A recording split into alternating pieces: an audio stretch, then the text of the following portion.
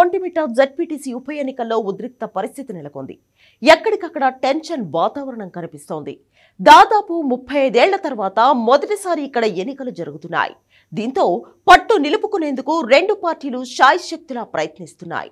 ఓటర్లను బయటకు రానియకుండా, ఓటు వెయ్యనీయకుండా కూటమి నేతలు అడ్డుకుంటున్నారంటూ వైసీపీ నేతలు ఆరోపిస్తున్నారు. చాలా ప్రాంతాల్లో ఇదే సీన్ కనిపిస్తోంది. పోలింగ్ బూత్ కు వెళ్లిన ఓటర్లను కూడా టైం కాలేదని వెనక్కి పంపించడంతో ఓటర్లు తిరిగి ఇళ్లకు వెళ్తున్నారు.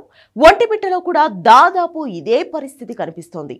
పులివెందులలో ఏకంగా వైసీపీ అభ్యర్థి హేమంత్ను బయటికి రానియకుండా కూటమి నేతలు అడ్డుకున్నారు.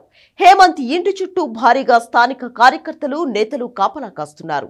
ఇక కొన్ని ప్రాంతాల్లో నేతలు ఏకంగా బౌన్సర్లను పిలిపించుకుని మరీ కాపలా పెట్టుకున్నారు. ఈ ఉద్రిక్తత నేపథ్యంలో YCP MP Avinash Reddy, TDP MLC Ram Gopal Reddy సహా కీలక నేతలను పోలీసులు అరెస్ట్ చేశారు.